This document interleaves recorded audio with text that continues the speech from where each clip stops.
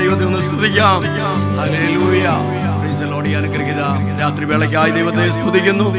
ഉപവാസ പ്രാർത്ഥനയുടെ രണ്ടാമത്തെ രാത്രിയിൽ ദൈവത്തിന്റെ പാദപീഠത്തിലായിരിക്കുന്ന എല്ലാ അനുഗ്രഹിത ദൈവദാസന്മാർ, പ്രത്യേകിച്ച് പ്രാരംഭമായി ഈ യോഗം ലീഡ് ചെയ്ത ജോബൻ പാസ്റ്റർ, അതുപോലെ നമ്മുടെ ക്ഷണം സ്വീകരിച്ച് നമ്മുടെ മധ്യയിലായിരിക്കുന്ന കർത്താവിന്റെ ദാസൻ പാസ്റ്റർ കലേഷ് സോമൻ, കടന്നു വന്നിരിക്കുന്ന എല്ലാ ദൈവമക്കൾ എല്ലാവർക്കും വേഗം വരുന്ന കർത്താവായ യേശുക്രിസ്തുവിന്റെ നാമത്തിൽ സ്നേഹവന്ദനം അറിയിക്കുന്നു. വളരെ പ്രാർത്ഥനയോടെ ഇന്ന് രാത്രിയിൽ നമുക്ക് ദൈവത്തിന്റെ സന്നിധിയിലായിരിക്കാം. ഇന്ന് പകൽക്കാലം വ്യക്തമായി ദൈവത്തിന്റെ ആത്മാവ് നമ്മോട് ഓരോരുത്തരോടും ഇടപെടുവാനിടയായി, പരിശുദ്ധാത്മാവിന്റെ വലിയൊരു സാന്നിധ്യം നാം എല്ലാവരും അനുഭവിപ്പാനിടയായി. പ്രത്യേകിച്ച് വചനത്തിലൂടെ ആത്മാവിൽ വിവേചിച്ച് നമുക്ക് വേണ്ടുന്ന ദൂതുകള് കർത്താവിന്റെ ദാസനിലൂടെ നമുക്ക് തന്നതിനാൽ നമുക്ക് ദൈവത്തെ സ്തുതിക്കാം. ഹല്ലേലൂയ.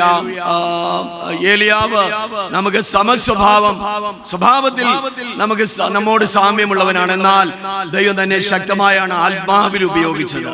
നമുക്ക് നമ്മുടെ സമസ്വഭാവം നമുക്ക് പറഞ്ഞാൽ മാത്രം പോരാ. ഈ നാളുകളില് ആത്മാവിൽ ഏലിയാവിനെ ഉപയോഗിച്ചതുപോലെ ശക്തമായി നമ്മിലും ഒരു അഭിഷേകം വെളിപ്പെടുവാൻ, ഒരു ശുശ്രൂഷ വെളിപ്പെടുവാൻ, ഒരു ആത്മീയ ജീവിതം വെളിപ്പെടുവാൻ ഹല്ലേലൂയ ദൈവം നമ്മെ എല്ലാവരെയും സഹായിക്കേണ്ടതിന്, ഈ ഉപവാസം ഇടയാകേണ്ടതിന് നമുക്ക് വളരെ പ്രാർത്ഥനയോടെ ദൈവത്തിന്റെ സന്നിധിയിലായിരിക്കാം. തുടർന്നൊരു പാട്ടിനൊന്നും ഹല്ലേലൂയ മുൻപോട്ട് പോകുന്നില്ല. ഇനി നമുക്ക് ആരാധിപ്പാൻ ഇപ്പോൾ തന്നെ അവസരങ്ങളുണ്ട്. ഇന്ന് രാത്രി ശുശ്രൂഷ നാം അറിഞ്ഞതുപോലെ പാസ്റ്റർ കലേഷ് സോമൻ പയറ്റുവിളായി PC മാള് ബന്ധത്തിൽ ശുശ്രൂഷിച്ച വർഷങ്ങളായി പോകുന്ന ഒരു അനുഗ്രഹിത കർത്തദാസനാണ്. ഹല്ലേലൂയ. ഇന്ന് രാത്രി പകൽക്കാലം നമ്മുടെ മധ്യയിൽ ശുശ്രൂഷിപ്പാൻ ദൈവം ഇടയാക്കിയല്ലോ. തുടർന്നും ഇന്ന് രാത്രി ഐശ്വര്യമായി ദൈവം നമ്മോട് സംസാരിക്കും. വളരെ പ്രാർത്ഥനയോടെ ദൈവത്തിന്റെ സന്നിധിയിലായിരിക്കാം. കർത്തൃത്വത്തിനെ ശുശ്രൂഷയ്ക്കായി ക്ഷണിച്ചുകൊള്ളുന്നു. ആമേൻ.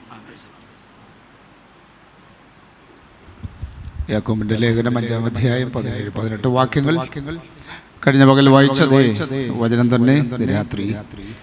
ഏലിയാവ് നമുക്ക് സമസ്വഭാവമുള്ള മനുഷ്യനായിരുന്നു.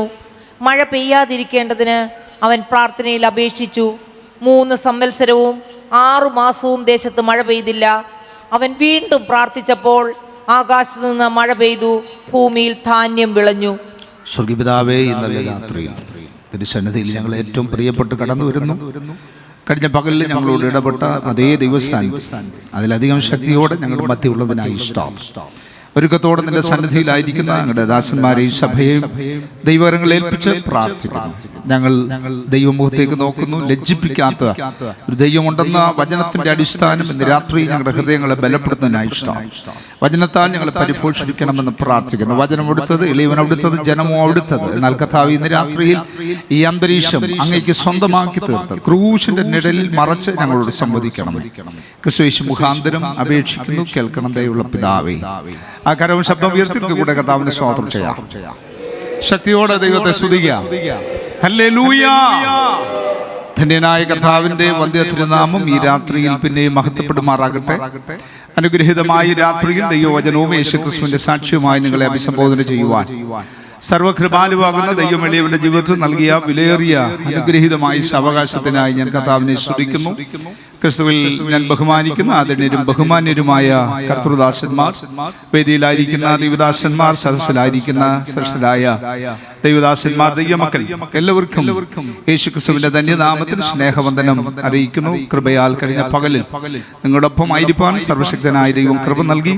നിങ്ങളുടെ എല്ലാ സഹകരണത്തിനും പ്രാർത്ഥനയ്ക്കും എല്ലാ സപ്പോർട്ടിനായി ഞാൻ ഒരു പ്രാവശ്യം കൂടെ നന്ദി പറയുന്നു. പകലത്തെ യോഗം കഴിഞ്ഞ് വളരെ വിഭവസമൃദ്ധമായ ഭക്ഷണമൊക്കെ എനിക്ക് ഒരുക്കി തന്ന സഹോദരങ്ങൾ, പ്രിയപ്പെട്ടവര്, അവരെയൊക്കെ ഓർത്ത് ഞാൻ ദൈവത്തിന് സ്തോത്രം ചെയ്യുന്നു. ഇന്ന് രാത്രിയും നിങ്ങളുടെ മുഖങ്ങളെ കാണുന്നതിൽ ആമേൻ, പ്രത്യേകിച്ച് നിങ്ങളുടെ പ്രാർത്ഥനയുടെ വാചകങ്ങൾ ഞാൻ വളരെ ശ്രദ്ധിപ്പാനായിട്ടിടയായി.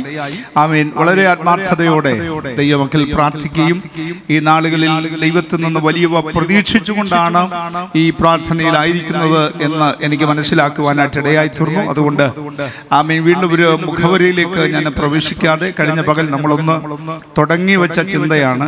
അതിൻ്റെ ഒരു 4-1 പോലും എത്തിയിട്ടില്ല. എന്നാൽ ഇന്ന് രാത്രി അല്പം വേഗത്തിൽ ആ ചിന്ത ഒന്ന് കംപ്ലീറ്റ് ചെയ്യുവാൻ കർത്താവിൽ ഞാൻ ശരണപ്പെടുന്നു. പ്രത്യേകിച്ച് പ്രത്യേകിച്ച് ഞാൻ ഏറ്റവും സ്നേഹിക്കുന്ന ദൈവവൃത്തന്മാരെ ഓർത്ത് ദൈവത്തിന് സ്തോത്രം ചെയ്യുന്നവരോടുള്ള ഹൃദയംഗമായ നന്ദി ഈ സമയത്ത് ഞാൻ ഓർപ്പിക്കുന്നു. എല്ലാവരെയും ദൈവം ഇന്ന് രാത്രി ധാരാളമായി സഹായിക്കുമാറാകട്ടെ. ആമേൻ. നിങ്ങളുടെ പ്രാർത്ഥനയിൽ എന്നെയും ഓർക്കും എന്ന് ഞാൻ ഉറപ്പായി വിശ്വസിക്കുന്നു. ഒത്തിരി പ്രാർത്ഥന വിഷയങ്ങൾക്ക് വേണ്ടി നിങ്ങൾ പ്രാർത്ഥിക്കുന്നുണ്ട്. ഞാൻ ശാരീരികമായ ചില പ്രയാസങ്ങളിലൂടെയാണ് ദിവസങ്ങൾ കടന്നുപോയിക്കൊണ്ടിരിക്കുന്നത്. നാളെ മെഡിക്കൽ കോളേജിൽ എനിക്ക് ലിവറിന്റെ ഒരു പ്രത്യേക ടെസ്റ്റിന് വിധേയനാകുകയാണ്. എന്നാൽ കഴിഞ്ഞ നാളുകളിലൊക്കെ ദൈവം വലിയ അത്ഭുതങ്ങൾ ജീവിതത്തിൽ ചെയ്തിട്ടുണ്ട്. പലപ്പോഴും മരണകരമായ സാഹചര്യങ്ങളിലൂടെ കടന്നുപോയിട്ടുണ്ട്. മരിച്ചു എന്ന് ഉറപ്പിച്ച സാഹചര്യങ്ങൾ ഉണ്ടായിരുന്നു. എന്നാൽ അവയിൽ നിന്നൊക്കെ ദൈവം വിടുവിച്ചു. ഒരു ഹല്ലേലൂയ പറഞ്ഞാൽ അന്നും ഇന്നും മരണഭയം ജീവിതത്തിൽ ഇല്ല. കാരണം കർത്താവ് വിളിച്ചു എന്നുള്ളൊരു ഉറപ്പുണ്ട്. ദൈവം ശുശ്രൂഷ ഏൽപ്പിച്ചു എന്നൊരു ഉറപ്പുണ്ട്. അതുകൊണ്ട് ഇതുവരെയും ദൈവം ആമീൻ ഓടി നടക്കുവാൻ ശുശ്രൂഷിപ്പാൻ ഒക്കെ ദൈവം അവസരം നൽകി. നിങ്ങൾ എന്നും ഓർക്കണം, എന്നും പ്രാർത്ഥിക്കണം എന്നൊന്നും ഞാൻ ശഠിക്കുന്നില്ല. എന്നാൽ ഞാൻ വിശ്വസിക്കുന്നു ഇന്നെങ്കിലും രാത്രി നിങ്ങൾ എന്നെ ഓർത്ത് പ്രാർത്ഥിക്കും. ഹല്ലേലൂയ പറഞ്ഞാൽ എന്നെങ്കിലും നിങ്ങൾ ഓർക്കുമ്പോൾ ഒരു വണ്ണം കുറഞ്ഞൊരു പാസ്റ്റർ നിങ്ങളുടെ മധ്യേ വന്ന് ആമേൻ നിങ്ങൾ ശുശ്രൂഷിച്ചത് ഓർക്കുമ്പോൾ എന്നെ കൂടെ ഒന്ന് ഓർത്ത് പ്രാർത്ഥിക്കണം. കാരണം ഒരു ദൈവവേദനയുടെ പ്രാർത്ഥനയുടെ വില മനസ്സിലാക്കിയിട്ടുള്ളവനാണ് ഞാൻ. ഹല്ലേലൂയ പറഞ്ഞാൽ ഇന്ന് രാത്രിയിലും അതിന് ഞാൻ വിശ്വസിക്കുന്നു. ആമേൻ. നിങ്ങളുടെ പ്രാർത്ഥന ഞങ്ങളുടെ കുടുംബജീവിതത്തെ അനുഗ്രഹമായി തീരും, ശുശ്രൂഷയിൽ അനുഗ്രഹമായി തീരുമെന്ന് ഞാൻ വിശ്വസിക്കുന്നു. കൃപയാൽ കഴിഞ്ഞ 14 വർഷമായിട്ട് ഞാൻ ഒരു സഭയുടെ ശുശ്രൂഷകനാണ്. ഇന്ത്യ പെന്തക്കോസ്ത് ദൈവസഭയുടെ 50 വർഷം പൂർത്തീകരിച്ച ഒരു സഭയിൽ 14 വർഷമായി കർത്താവിനെ ശുശ്രൂഷിപ്പാൻ ദൈവം എനിക്ക് ഭാഗ്യം നൽകിക്കൊണ്ടിരിക്കുന്നു. ഒരു വലിയ സഭയൊന്നുമല്ല, എന്നാൽ പ്രാർത്ഥിക്കുന്ന ഒരു പറ്റം അമ്മച്ചിമാർ ഞങ്ങൾക്ക് അവിടെയുണ്ട്, ഒരു പറ്റം സഹോദരിമാരുണ്ട്. ആമേൻ. ഇന്ന് രാത്രിയും എനിക്ക് വേണ്ടി ചിലരൊക്കെ മുഴങ്കാലിൽ നിൽക്കുന്നു എന്നെനിക്ക് നല്ല ഉറപ്പുണ്ട്. ഹല്ലേലൂയ പറഞ്ഞാൽ ഹല്ലേലൂയ. ഞങ്ങളെ ഓർത്ത് പ്രാർത്ഥിക്കുക. ആമേൻ. എനിക്ക് ഭാര്യയും 2 കുഞ്ഞുങ്ങളും ഉണ്ട്. എൻ്റെ ഭാര്യയുടെ പേര് മേഴ്സി എന്നാണ്. എൻ്റെ കുഞ്ഞുങ്ങൾ 2 പേരെ കർത്താവ് തന്നു. ആമേൻ. മൂത്ത മകന്റെ പേര് ജോയൽ കെ എബ്രഹാം, ഇളയത് മകളാണ് ജോസിയ കെ എബ്രഹാം. കുഞ്ഞുങ്ങളെ ഓർത്ത് നിങ്ങൾ പ്രാർത്ഥിക്കുക. ആമേൻ. നിങ്ങളുടെ എല്ലാ സഹകരണത്തിലും പ്രാർത്ഥനയ്ക്കും ഒക്കെ ഒറ്റ വാക്കിൽ ഞാൻ നന്ദി പറഞ്ഞു വേഗത്തിൽ ശുശ്രൂഷയിലേക്ക് പ്രവേശിപ്പാൻ കർത്താവ് ശരണപ്പെടുകയാണ്.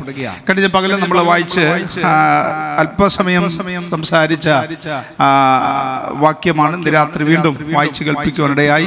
പ്രത്യേകിച്ച് വാക്യങ്ങളൊക്കെ വായിച്ച് കേൾപ്പിക്കുന്ന പ്രിയാന്റിയോട് പ്രത്യേകിച്ച് നന്ദി പറയുന്നു. വളരെ സ്ഫുടമായി സ്പഷ്ടമായി. ചിലപ്പോഴൊക്കെ ചില സ്ഥലങ്ങളൊക്കെ ശുശ്രൂഷിക്കുമ്പോൾ വാക്യം വായിച്ച് കേൾക്കുമ്പോൾ തന്നെ നമുക്ക് പ്രസംഗിക്കാൻ തോന്നുന്നില്ല. കാരണം ചിലരൊക്കെ തെറ്റുന്നത് മാത്രമല്ല വേറെ രീതിയിലൊക്കെ വാക്യങ്ങൾ വായിക്കാറുണ്ട്. പക്ഷേ വളരെ സ്ഫുടതയോടെ വാക്യങ്ങൾ വായിച്ച് കേൾക്കുമ്പോൾ തന്നെ ഞങ്ങൾക്കൊരു പ്രചോദനമാണ്. ഹല്ലേലൂയ പറഞ്ഞാൽ ദൈവം ഇന്ന് രാത്രി നമ്മെ സഹായിക്കട്ടെ.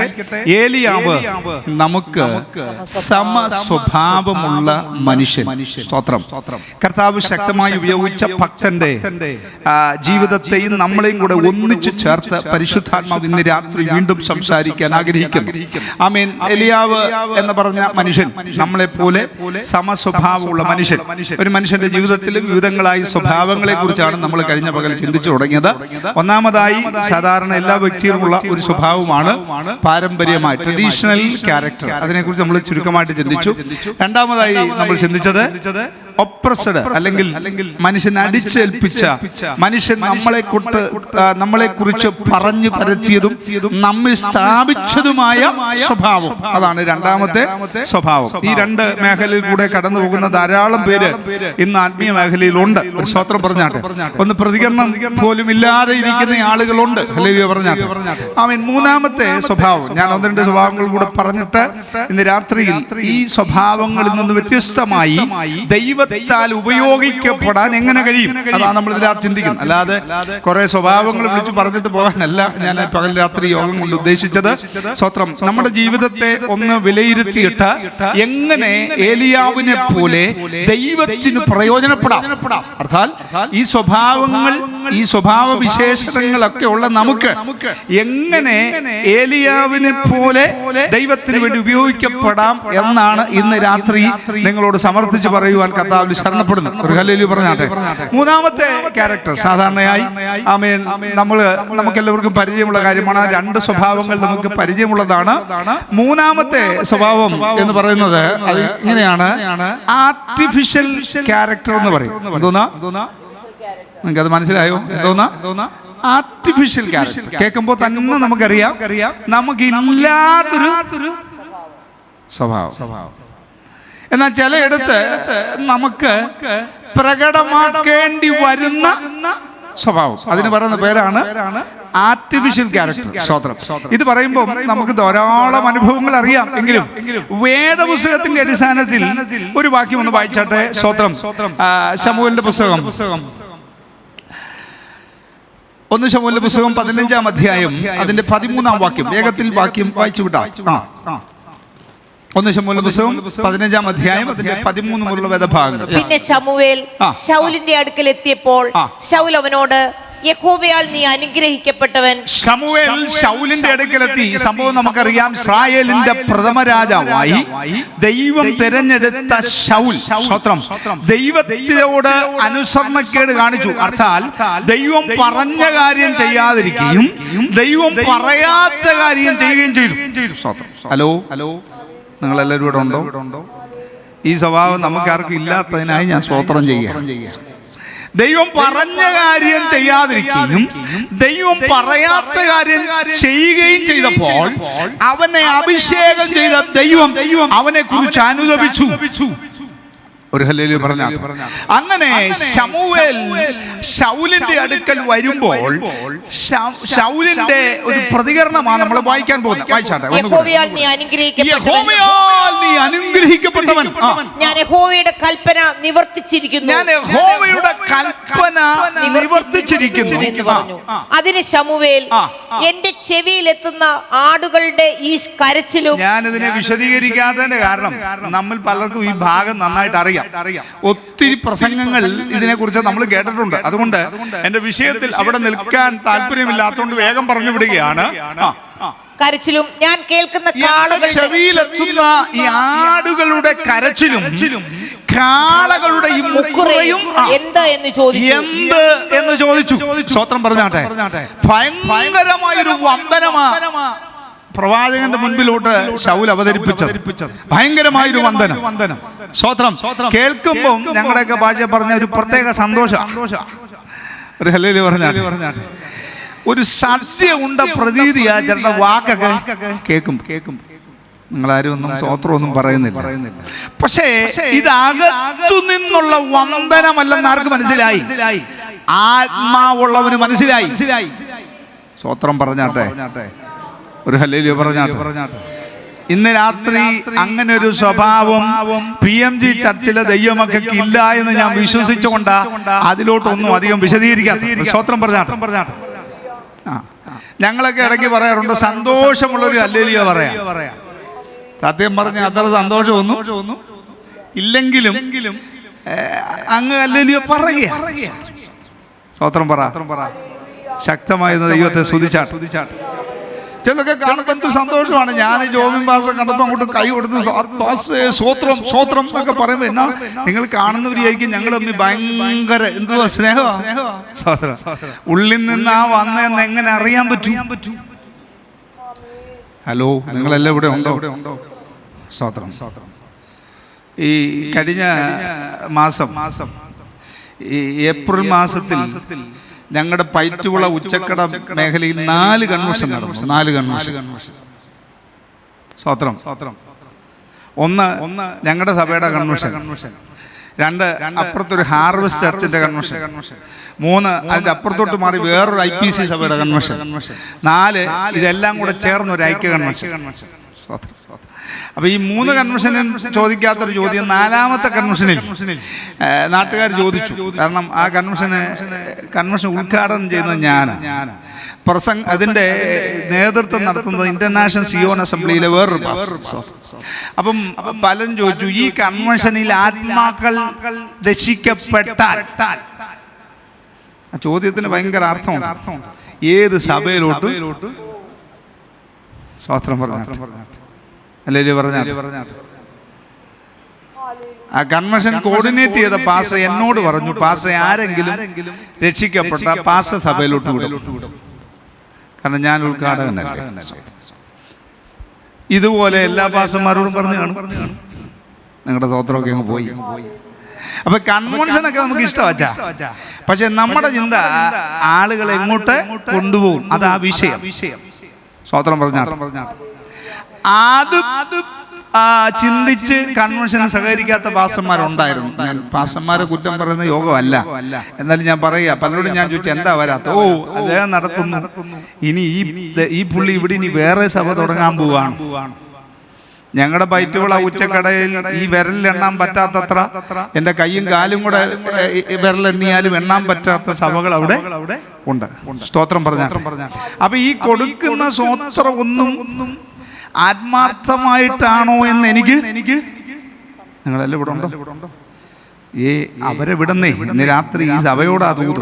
സ്തോത്രം പറഞ്ഞാൽ ഞാൻ ചോദിക്കുക, നിങ്ങൾ കൈ കൊടുക്കുന്നത് ഹൃദയംഗമാണോ?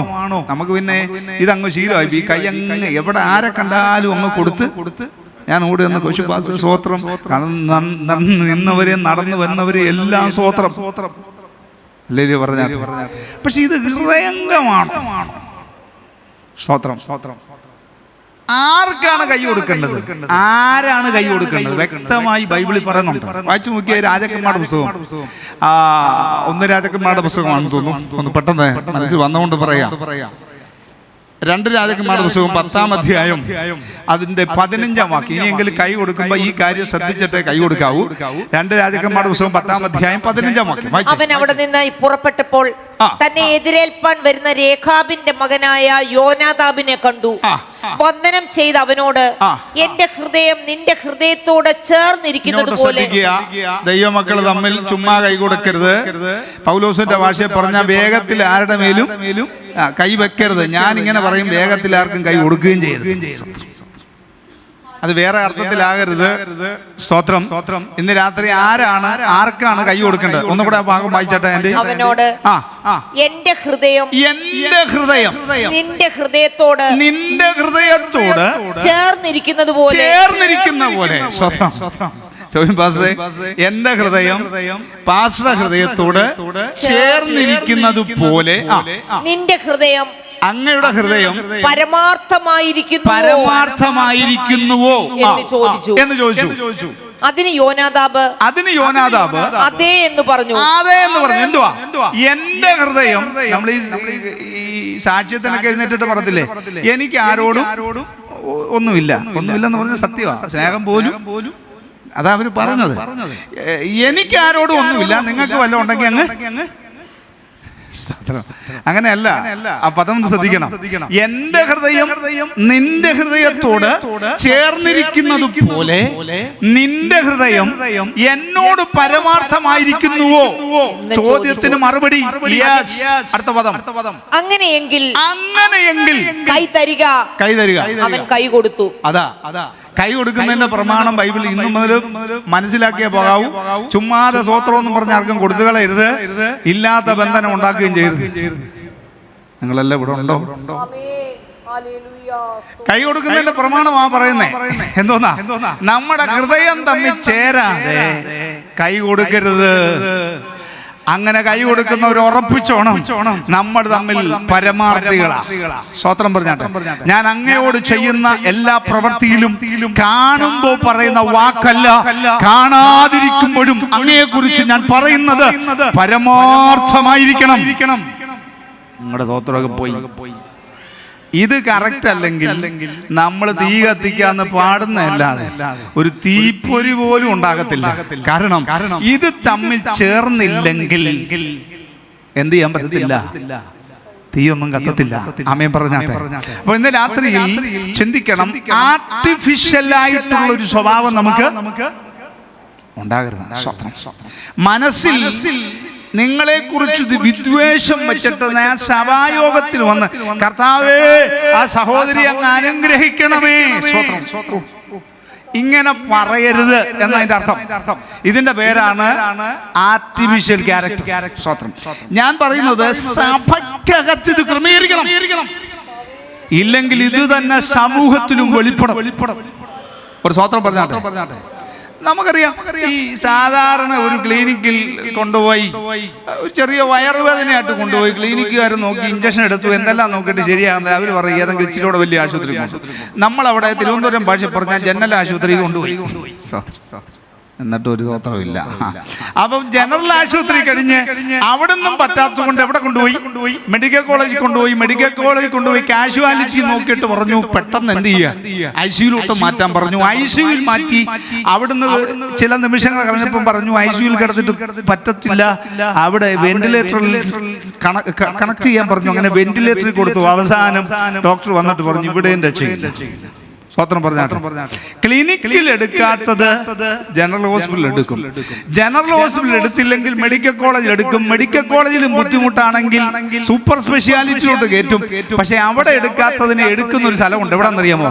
ദൈവസഭ. ഒരു സ്വത്രം പറഞ്ഞാട്ടെ. ഞാൻ കഴിഞ്ഞ 14 വർഷമായിട്ട് പയറ്റുവിളയിൽ ഇങ്ങനെ അമരക്കാരനായിട്ട് ഇങ്ങനെ ഓടി നടക്കുന്നുണ്ട്. എനിക്കറിയാം എല്ലാ അടവും പയറ്റി കഴിയുമ്പോൾ പറയും ഇനി ഒരു പാസ്റ്റർ ഉണ്ട്, അദ്ദേഹത്തിന് അടുത്ത് പോവാ. ഒരു നല്ല സ്വത്രം പറഞ്ഞാട്ടെ. നിങ്ങൾ സ്വത്രമൊന്നും പറഞ്ഞില്ല. ഞാൻ ഒരു ചോദ്യം ചോദിക്കുക, ഇവിടെ ശരിയാകാത്തത് എവിടെ ശരിയാകും? എല്ലാറ്റിന്റെയും അവസാന വാക്ക് ദൈവസഭയാ. എല്ലാറ്റിന്റെയും അവസാന പ്രതീക്ഷ ദൈവസഭയാ. ഞാൻ ദൈവസഭയോട് പറയാം, ഇവിടെ നന്നാകാത്തത് ലോകത്തിലെങ്ങും നന്നാകത്തില്ല. അപ്പൊ കൊണപ്പെടുവാണെങ്കിൽ എവിടെ കൊണപ്പെടണം? സ്വത്രമൊക്കെ പോയി. അല്ലല്ലോ പറഞ്ഞാട്ടെ. ചിലതിന്റെ ഒക്കെ പോക്കും വരവും കണ്ടാ തോന്നും ഇതിന്റെ അപ്പുറം വേറൊരു സ്ഥലമുണ്ട് നന്നാക്കാൻ. ഞാൻ ദൈവമക്കളോട് വിളിച്ചു പറയട്ടെ, നന്നാകാനുള്ള ലാസ്റ്റ് ചാൻസാ ദൈവസഭ. ഇവിടെ പരിശുദ്ധാത്മാവിനോട് വ്യാജം കാണിക്കരുത്. ഇവിടെ കള്ളത്തരം കാണിക്കരുത്. ഇവിടെ കപടം കാണിക്കരുത്. ഇവിടെ പറ്റിപ്പ് നടത്തരുത്. എനിക്കറിയാം ഇന്ന് രാത്രി വലിയ സ്വത്രമൊന്നും വരുത്തില്ലെന്നറിയാം. എന്നാലും എനിക്കിത് പറയാതെ പോകാൻ പറ്റത്തില്ല. സ്തോത്രം. സാധാരണ നമ്മുടെ നാട്ടിലൊക്കെ പറയുന്ന ചൊല്ലുണ്ട്, ഈ വക്കീലിനോടും ഡോക്ടറോടും എന്ത് ചെയ്യരുത്? കള്ളം പറയരുത്. വക്കീലിൻ്റെ അടുത്ത് കള്ളം പറഞ്ഞാൽ നിനക്ക് അനുകൂലമായ ലോ പോയിന്റ് കണ്ടെത്താൻ പറ്റത്തില്ല. അതുകൊണ്ട് അവിടെ നമ്മൾ കള്ളം പറയത്തില്ല. കോടതി അങ്ങോട്ട് വിളിച്ചിട്ട് ചോദിക്കും, കുറ്റപത്രം വായിച്ചിട്ട് ചോദിക്കും, ഈ കുറ്റം നീ ചെയ്തിട്ടുണ്ടോ? സ്തോത്രം. ചെയ്തത് പകൽ പോലെ വെളിച്ചമാണെങ്കിലും അവിടെ എണീറ്റെന്ന് പറയും ഇല്ല. കാരണം ഇല്ല എന്ന് പറഞ്ഞാലേ നിന്റെ വക്കീലിന് നിന്നെ ഏറ്റെടുക്കാൻ പറ്റും. സ്തോത്രം. ഉണ്ടെന്ന് പറഞ്ഞാൽ പിന്നെ വക്കീലിന്റെ ആവശ്യമില്ല, നേരെ എന്ത് ചെയ്യും? ശിക്ഷിക്കും. സ്തോത്രം പറഞ്ഞാൽ. അപ്പം വക്കീലിനോട് കള്ളം പറയരുത്. രണ്ട് ഡോക്ടറോട് കള്ളം പറയരുത്. വയറുവേദന കലശലായി പറയാൻ നാണക്കേടായതുകൊണ്ട് പറഞ്ഞു ചെറിയൊരു പനി. സ്തോത്രം. ഡോക്ടർ നോക്കിയപ്പോൾ പനിയൊന്നുമില്ല, എന്നാൽ പിന്നെ പൊക്കമെന്ന് പറഞ്ഞു. പക്ഷെ വയറുവേദന കൃത്യമായിട്ട് ഡോക്ടറോട് പറഞ്ഞില്ലെങ്കിൽ നിന്നെ ഡയഗ്നോസ് ചെയ്ത് കണ്ടുപിടിക്കാൻ പറ്റത്തില്ല എന്താ നിന്റെ പ്രശ്നമാണ്. സ്തോത്രം. അതുകൊണ്ട് വക്കീലിനോടും എന്ത് ചെയ്യരുത്? കള്ളം പറഞ്ഞു. ഞാൻ പറയുന്നു, ഡോക്ടറോട് കള്ളം പറഞ്ഞാലും വക്കീലിനോട് കള്ളം പറഞ്ഞാലും നിനക്ക് വേണ്ടി രാത്രിയുടെ യാമങ്ങളിൽ നിലവിളിക്കുന്ന നിന്റെ ആത്മാവിന് വേണ്ടി ജാഗരിക്കുന്ന ദൈവദാസന്മാരോട് കള്ളം പറയരുത്. ഒരു സ്തോത്രം പറഞ്ഞാട്ടെ. ഞാൻ എൻ്റെ സഭയിൽ ലീവൊന്നും കൊടുക്കത്തില്ല. ഞാൻ ചാർജ് എടുത്ത 14 വർഷത്തിന് മുമ്പ് ചാർജ് എടുത്ത ആദ്യത്തെ ഞായറാഴ്ച ഞങ്ങളുടെ മിക്കവാറും 1-2 കുടുംബക്കാരേ ഉള്ളൂ ഞങ്ങളുടെ സഭയിൽ. പറഞ്ഞാൽ ആ കുടുംബത്തിൽ പെട്ടതാ, ബാക്കിയല്ല. അവിടെ ഒരു കല്യാണം വന്നു കഴിഞ്ഞാൽ ഒന്നിച്ച് സ്വോത്ര കാഴ്ച ഇട്ടിട്ട് ഒരു പോക്കങ്ങ്. സ്വോത്രമൊക്കെ കുറഞ്ഞല്ലോ, എന്താ എനിക്കറിയില്ല. സ്വോത്ര കാഴ്ച ഇട്ടിട്ട് ഒറ്റ പോക്കങ്ങ് പോകും. കാരണം ഇവരുടെ വിചാരം ഞങ്ങൾ പള്ളി വരുന്നത് എന്തിനാ? പാസ്റ്റർ നന്നാക്കാനാ, സ്വോത്ര കാഴ്ച ഇടാൻ. അതുവരെ ഇരുന്നാൽ മതിയാണ്. സ്വോത്രം. പക്ഷെ ആദ്യത്തെ ആഴ്ച തന്നെ എൻ്റെ പ്രസംഗം ഈ യോഗം ആശീർവാദം പറയുന്നവരെ ഇരിക്കാൻ പറ്റാത്തവരാരും സ്വോത്ര കാഴ്ച ഇടരുത്. എനിക്കറിയത്തില്ലായിരുന്നു. അന്നൊരു കല്യാണം ഉണ്ടായിരുന്നു. സ്വോത്രം. 9 മണി തൊട്ട് 11:30 തീരേണ്ട ആരാധന അന്ന് 12:15 തീർന്നു. പക്ഷെ ഒരെണ്ണം എണീറ്റില്ല. സ്വോത്രം പറഞ്ഞാൽ അവർ തമ്മിൽ അങ്ങോട്ട് ഇങ്ങനെ പറഞ്ഞു തോന്നി, നിങ്ങൾ ആരെങ്കിലും പാസ് എടുത്ത് പറഞ്ഞോ? സ്തോത്രം പറഞ്ഞില്ല. അതുകൊണ്ട് ഞങ്ങൾ സഭയിൽ ആരും അങ്ങനെ കല്യാണമാണേലും ഒന്നും ആരാധന ഇടയ്ക്ക് എണീറ്റ് പോകത്തില്ല. പക്ഷെ പിന്നൊരു പരിപാടിയുണ്ട്, അതൊന്നറിയാമോ? നേരിട്ട് പറയാൻ പറ്റത്തില്ല. സ്തോത്രം. അപ്പൊ ആരാധനയ്ക്ക് വരാതിരിക്കുമ്പോ സ്തോത്രം കല്യാണത്തിന് പോകാൻ പാസ്റ്റർ അനുവാദം തരാത്തതുകൊണ്ട് ഒറ്റ അടിയടിക്കും. പാസ്റ്റർ ഭയങ്കര വയറുവേദന, ഭയങ്കര തലവേദന പാസ്റ്റർ. സ്തോത്രം. ഞങ്ങളെല്ലാം ഇവിടെ ഉണ്ടോ? തലവേദന ആയതുകൊണ്ട് ഇന്ന് വരാൻ പറ്റത്തില്ല, വയറുവേദന ആയതുകൊണ്ട് ഇന്ന് വരാൻ പറ്റത്തില്ല, പല്ലുവേദന ആയതുകൊണ്ട് ഇന്ന് വരാൻ പറ്റത്തില്ല. നമ്മൾ അന്നേരം നോട്ട് ചെയ്യും, ഏതാ കുഞ്ഞമ്മാമയ്ക്ക് വയറുവേദന, വത്സല ആന്റിക്ക് പല്ലുവേദന. നമ്മൾ ആ പേപ്പർ എടുത്ത് വെച്ചിട്ട് മധ്യസ്ഥ പ്രാർത്ഥനയ്ക്ക് ഒറ്റ പ്രാർത്ഥന, കർത്താവേ കുഞ്ഞമ്മയ്ക്ക് വേണ്ടി പ്രാർത്ഥിക്കുന്നു കർത്താവേ. ഞങ്ങൾ പ്രാർത്ഥിക്കുമ്പോൾ തന്നെ ദൂതൻ ഇറങ്ങണം. സ്തോത്രം. പ്രാർത്ഥന സ്വർഗത്തിൽ നമുക്ക് കർത്താവ് ഗബ്രിയേലിനോട് പറഞ്ഞു, കുഞ്ഞമ്മയുടെ വീട് വരെ പോയിട്ട് വരാൻ. ദൂതം വന്ന് നോക്കിയപ്പോൾ കുഞ്ഞമ്മയില്ല, കുഞ്ഞമ്മയുടെ മക്കളും ഇല്ല, എഴുന്നേറ്റ് നടക്കാൻ വയ്യാത്ത തള്ളയോ അല്ലേ പറഞ്ഞു. എല്ലാവരും കൂടെ രാവിലെ ടൂർ പോയി.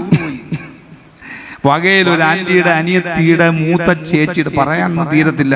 അവസാനം ഞാൻ പറയാം, എത്രയും വേണ്ട, പകുതി പറഞ്ഞാൽ മതി. എന്ത് പറ്റുമെന്നറിയാമോ? ഈ ദൂതൻ അവിടെ ദൈവത്തെ മുഖാമുഖം കണ്ട് ആരാധിച്ചുകൊണ്ടിരിക്കുന്ന പുള്ളിയോടാ പറയുന്ന, ഈ ആളുകളെ ഒന്ന് പോയി നോക്കിയിട്ട് വരാം. ഇവൻ വന്ന് ഇഷ്ടപ്പെട്ടില്ല. കാരണം ദൂതൻ വന്ന് നോക്കിയപ്പം നമ്മളിവിടെ പ്രാർത്ഥന, ദൈവമേ കുഞ്ഞമ്മയെ വിടുവിക്കണമേ, കുഞ്ഞമ്മയെ സൗഖ്യമാക്കണമേ. കുഞ്ഞമ്മ അവിടെ മൂന്നാമത്തെ പായസം തട്ടിക്കൊണ്ടിരിക്കുക. പറഞ്ഞത് വയറുവേദന എന്നാണ്. മൂന്നാമത്തെ പായസം അകത്തി എന്നപ്പം വയറുവേദന തുടങ്ങി. അത് പായസത്തിന്റെ കുഴപ്പമല്ല, പാചകക്കാരനെ കുറ്റം പറയണ്ട, ദൂതം വന്ന് തട്ടിയതാ. ഒരു സ്തോത്രം പറഞ്ഞാട്ടെ. അതുകൊണ്ട് ഉള്ള കാര്യം പറഞ്ഞിട്ട് അങ്ങ് പൊക്കും. സ്തോത്രം. കള്ളം പറയരുത്. കർത്തൃദാസന്മാരോട് ഞാൻ വിളിച്ചു പറയാം, ഇത്രയ്ക്കോ വിറ്റത്. ഞാൻ ആ ഭാഗം ആദ്യമൊക്കെ ബൈബിൾ വായിച്ചപ്പോണ്ടല്ലോ എനിക്ക് ദൈവത്തോട് ഒരുപാട് പിണക്കം തോന്നിയ ഒരു ഭാഗം. ഇച്ചിരി പൈസ എടുത്തു വെച്ചെന്ന് പറഞ്ഞ് ഒരു വീട്ടിൽ 2 മരണം മാത്രമോ, ബന്ധുക്കളെ അറിയിച്ചില്ല, പെട്ടി വാങ്ങിക്കാൻ പറ്റിയില്ല, ആമീൻ, ഒരു സമയമാനത്തിൽ പാടാൻ പോലും അവസരം കൊടുത്തില്ല. ഇനി ഭർത്താവ് മരിച്ചിട്ട് ഭാര്യയെ പോലും അറിയിക്കാത്തൊരു അടക്കം. ഞങ്ങളെല്ലാം പോയ അവിടെ നിന്ന്.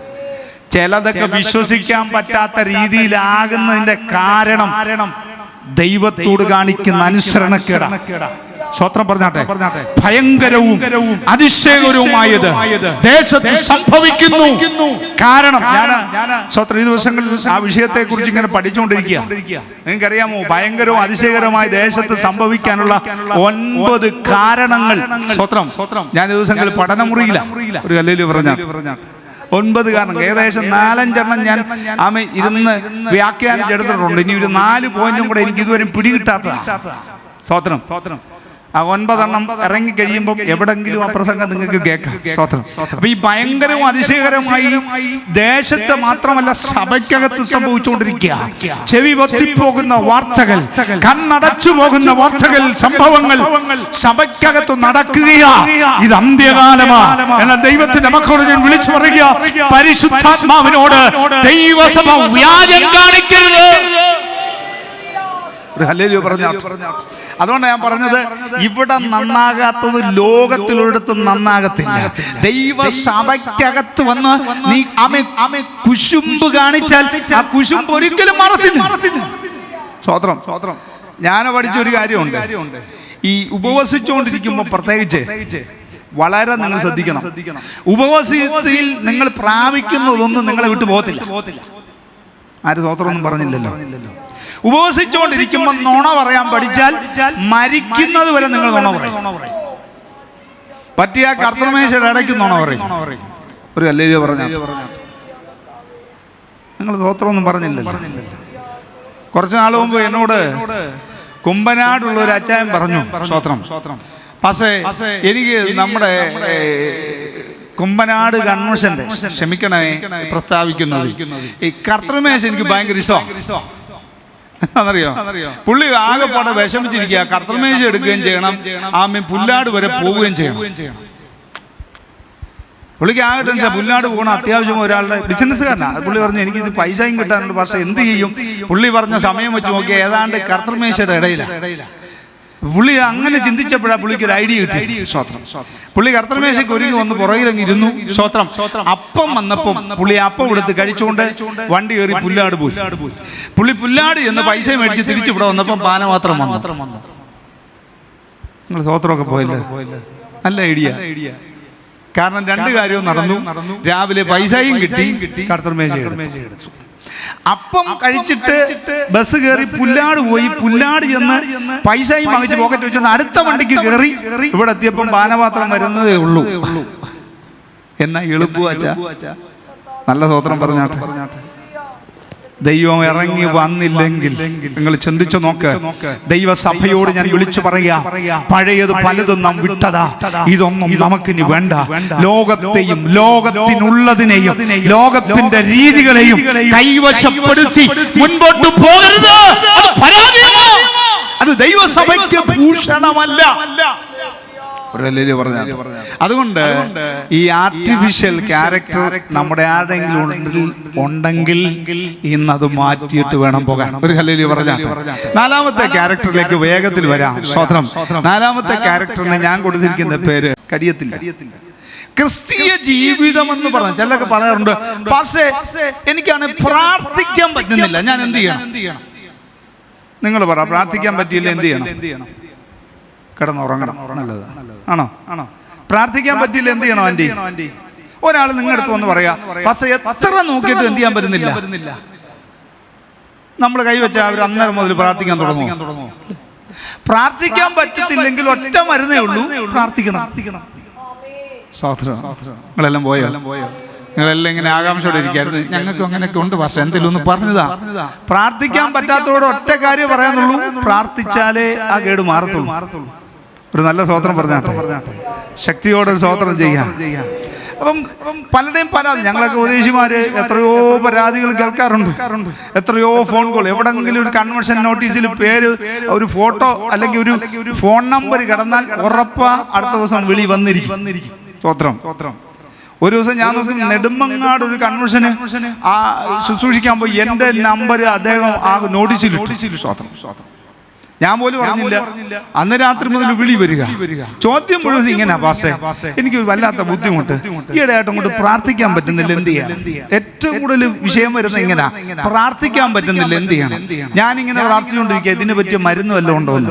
ഞാൻ നോക്കിയപ്പം ഒറ്റ മരുന്നുമില്ല. ഞാൻ കർത്താവിനോട് ചോദിച്ചു ഇതിന് വല്ലതും മരുന്നുണ്ടോ? അപ്പൊ കർത്താവ് പറയാ, ഒരിക്കൽ ശിഷ്യന്മാരെല്ലാം കൂടെ യേശുവിന്റെ അടുത്ത് വന്നിട്ട് ഇങ്ങനെ പറഞ്ഞു, ഞങ്ങളെ ഒന്ന് പ്രാർത്ഥിക്കാൻ. സ്തോത്രം പറഞ്ഞ ഹലോ, ഞങ്ങളെ ഒന്ന് പ്രാർത്ഥിക്കാൻ പഠിപ്പിക്കേ. സ്തോത്രം. കർത്താവ് അവരെ പഠിപ്പിച്ചു വന്ന കൂട്ടത്തിൽ പറഞ്ഞു, പ്രാർത്ഥിച്ചാലേ രക്ഷയുള്ളൂ. ഒരു സ്തോത്രം പറഞ്ഞില്ല.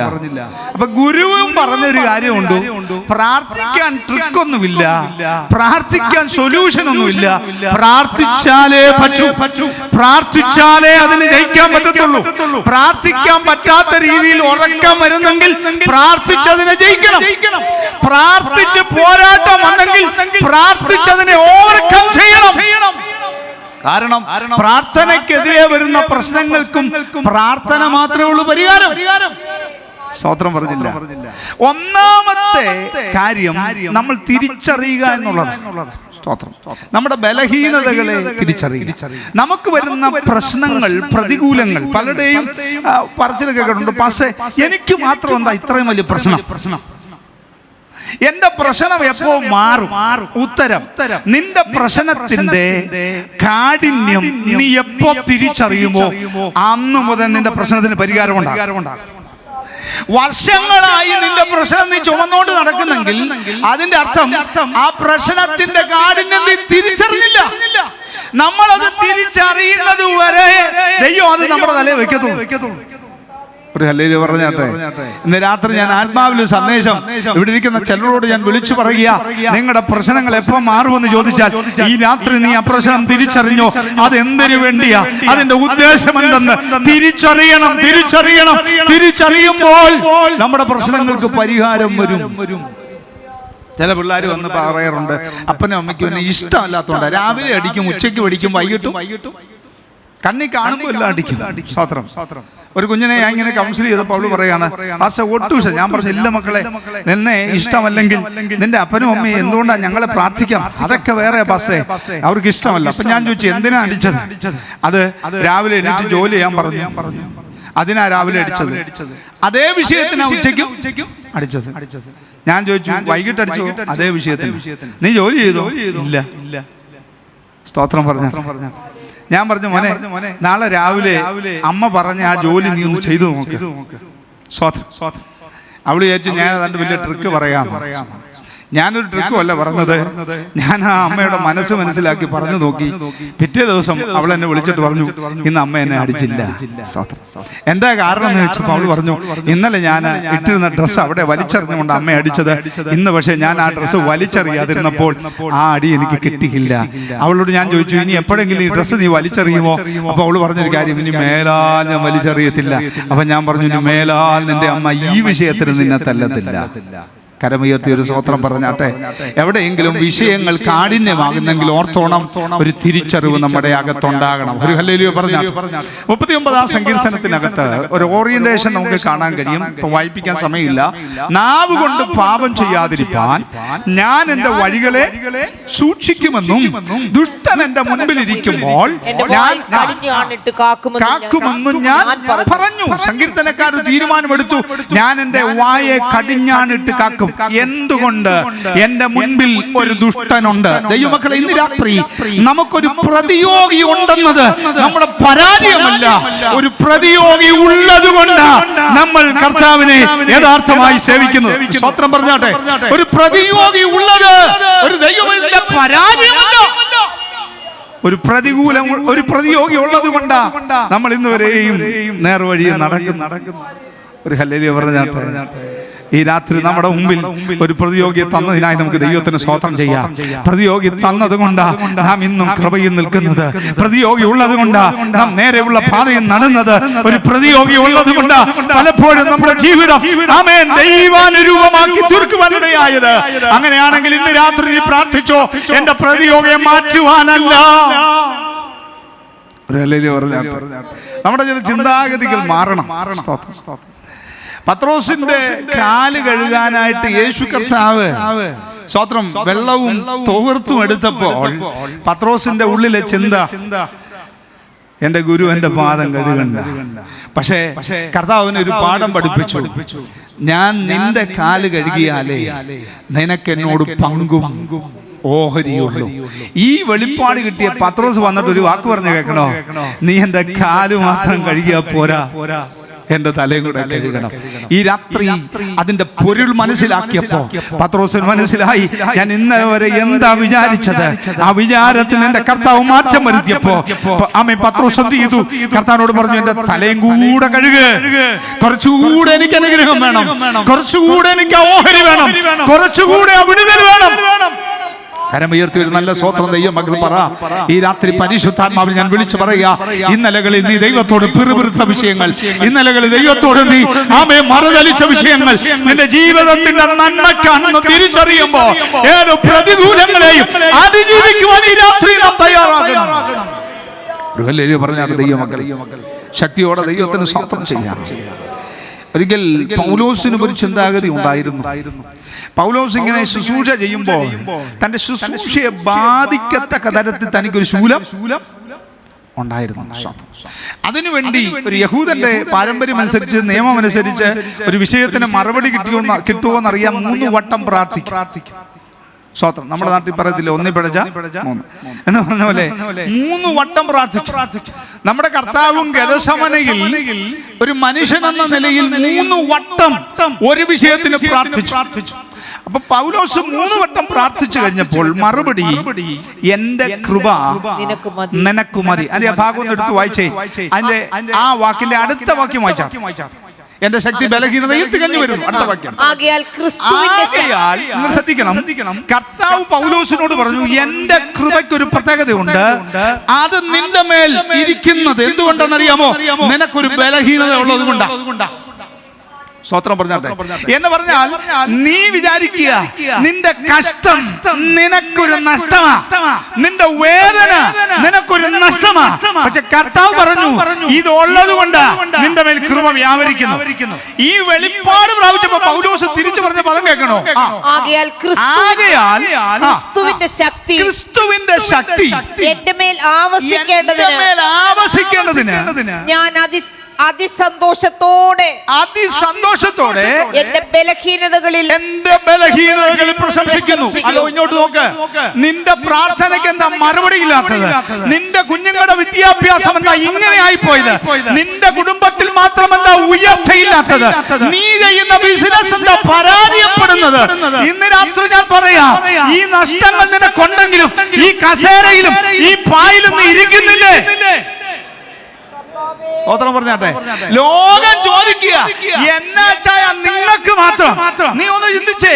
നിന്റെ നഷ്ടം നോക്കി ലോകം പറയുമ്പോൾ, നഷ്ടമിരിക്കുമ്പോഴും നീ ദൈവത്തെ ആരാധിക്കുക, നഷ്ടമിരിക്കുമ്പോഴും നീ ആത്മാവിൽ സന്തോഷിക്കുക, നഷ്ടവും വേദനയും ഇരിക്കുമ്പോഴും തകർച്ച ഇരുന്നിട്ടും നീ ദൈവസന്നിധി വിട്ടുമാറിയിട്ടില്ല.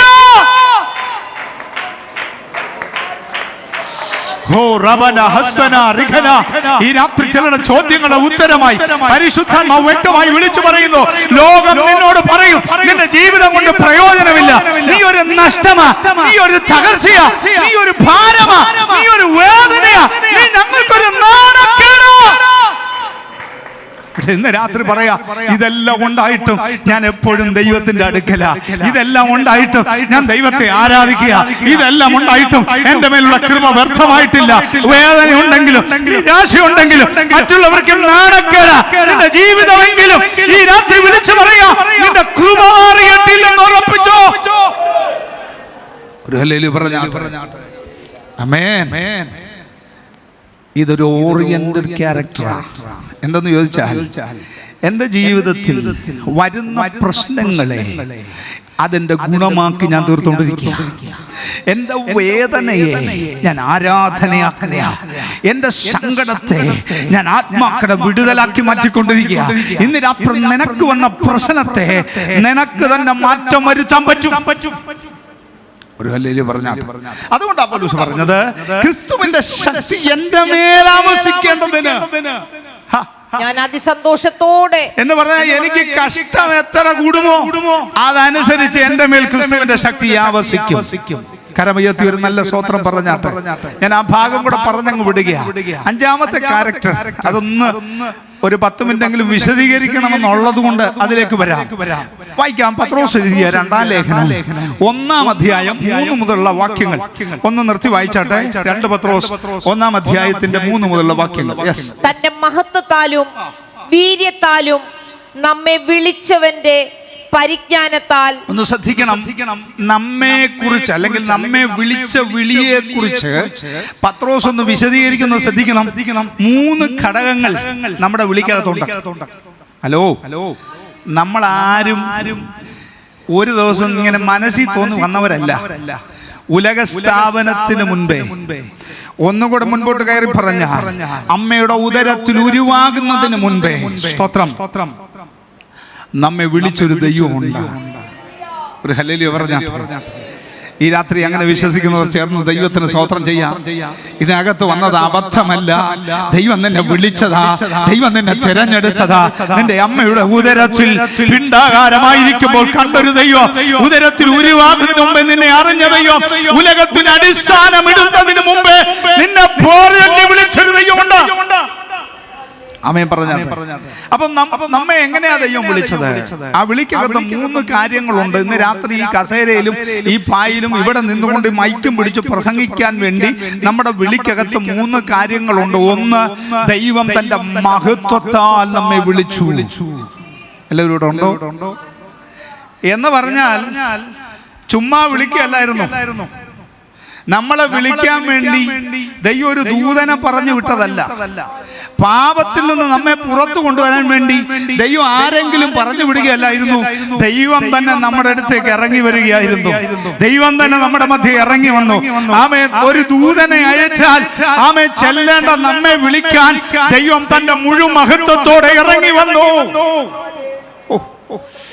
ആ ഭാഗമൊക്കെ വായിക്കുമ്പോൾ എനിക്ക് ആരാധിക്കാതിരിക്കാൻ കഴിയത്തില്ല. കാരണം ഞാൻ എന്ന വ്യക്തിയെ ദൈവകൃപയിലേക്ക് കൊണ്ടുവരാൻ വേണ്ടി ദൈവത്തിന് ആരെങ്കിലും പറഞ്ഞു വിട്ടാൽ മതിയായിരുന്നു. പക്ഷേ ഞാൻ രക്ഷിക്കപ്പെട്ട ദിവസം ഉണ്ടല്ലോ, ഞാൻ കർത്താവിനെ അറിഞ്ഞ ദിവസം സ്വർഗം മുഴുവനും ആലയത്തിനകത്ത് ഇറങ്ങി വന്നു. സ്വർഗം മുഴുവനും എന്റെ അടുക്കൽ വന്നു.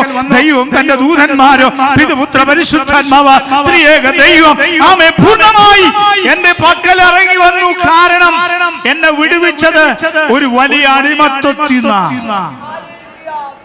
ഒരു പാസ്റ്റർ പറഞ്ഞാലോ പ്രാർത്ഥിക്കുന്ന ആരെങ്കിലും പറഞ്ഞാലോ വിടുവിക്കപ്പെടത്തില്ലെന്ന് ദൈവത്തിന് അറിയാം. അതുകൊണ്ട് ദൈവം തന്നെ ഇറങ്ങി വന്നു നിന്റെ രക്ഷയ്ക്ക് വേണ്ടി. ദൈവം തമ്പുരാൻ സ്വർഗ മഹിമകളെ വിട്ട് ഈ ഭൂമിയിലേക്ക് ഇറങ്ങി വന്നു എന്ന് വിശ്വസിക്കുമ്പോൾ ആ സന്തോഷത്തിൽ ഇന്ന് രാത്രി മതിമറന്ന് ഒന്ന് ദൈവത്തെ സ്തുതിക്കാൻ കഴിയുമോ? അതിന്റെ പേരാ രക്ഷയുടെ സന്തോഷം.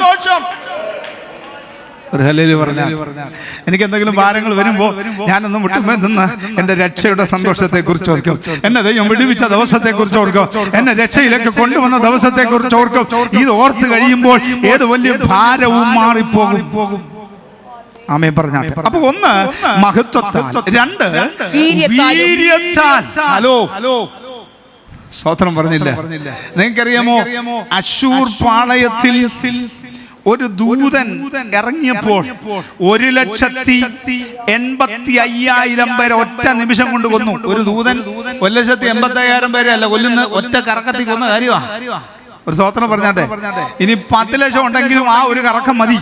ഒരു ദൂതൻ മതി ഈ ഭൂമിയിലുള്ള ശ്വാസമുള്ള മനുഷ്യനെ തീർക്കാൻ. സ്തോത്രം. പക്ഷെ ഇന്ന് രാത്രി ഞാൻ വിളിച്ചു പറയാം, നിന്നെ വിടുവിക്കാൻ വേണ്ടി സ്വർഗീയ സൈന്യങ്ങൾ മുഴുവൻ ഇവിടെ ഇറങ്ങി. സ്വർഗീയ സൈന്യങ്ങൾ മുഴുവൻ ഇവിടെ ഇറങ്ങി. വിശ്വസിക്കാൻ എത്ര പേർ തയ്യാറാകും? ആമേൻ. സ്വർഗീയ സൈന്യം മുഴുവൻ ഇവിടെ ഇറങ്ങി. ഞാനാ എന്റെ കർത്താവിന്റെ കഷ്ടാനുഭവങ്ങളൊക്കെ ധ്യാനിക്കുമ്പോൾ എന്റെ കർത്താവ് പറഞ്ഞൊരു പദം എന്നെ പലപ്പോഴും ചിന്തിപ്പിക്കാറുണ്ട്. അതിങ്ങനെ സ്തോത്രം. കർത്താവ് ഇങ്ങനെ പറയുന്നത്, ഞാൻ ഇപ്പോൾ എന്റെ പിതാവിനോട് ചോദിച്ചാൽ 12 ലഗ്യോനിലും അധികം ദൂതന്മാരെ എന്ത് ചെയ്യും?